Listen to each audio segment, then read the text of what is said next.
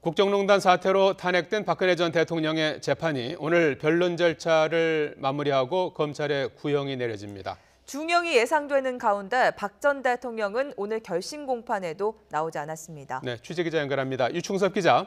네, 사회부입니다. 박 전 대통령에 대한 재판이 10달 넘게 이어져 왔는데요.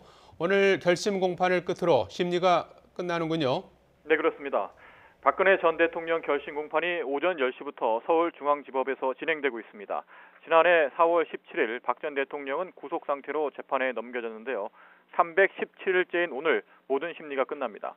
재판부는 오전에 서류 증거 조사를 마무리하고 오후에 검찰의 최종 의견 진술과 형량을 제시하는 구형, 변호인단의 최종 변론을 들을 예정입니다.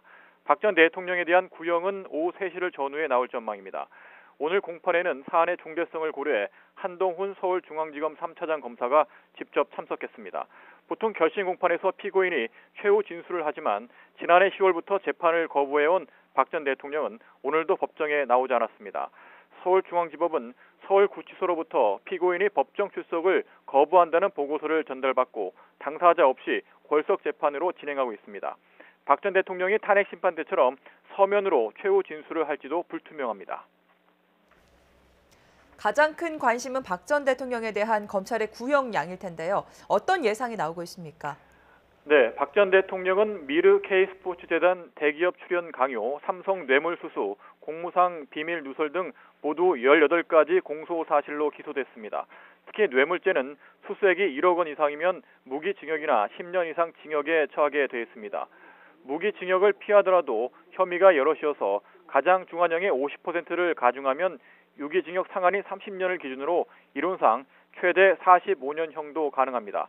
박 전 대통령은 공소사실 가운데 13가지가 공범관계인 최순실 씨와 겹칩니다.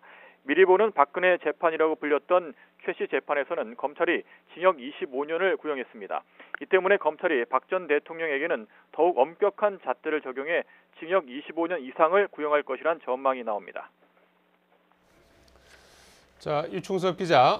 네. 오늘 결심 공판이 마무리되면 이제 법원이 판결을 내리는 1심 선고 언제쯤 내려질까요? 네.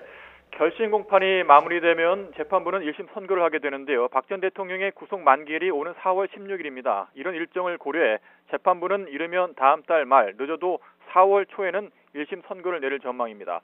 헌정사상 처음으로 대통령직에서 파면된 박 전 대통령의 재판은 그동안 여러 기록을 남겼는데요. 지난해 4월 17일 구속 상태로 재판에 넘겨져 5월 2일부터 재판 절차를 밟았습니다. 정식 재판이 시작된 이후부터는 매주 4차례씩 집중 심리를 벌여 총 100차례 재판이 열렸습니다. 그동안 법정에 나온 증인은 133명입니다.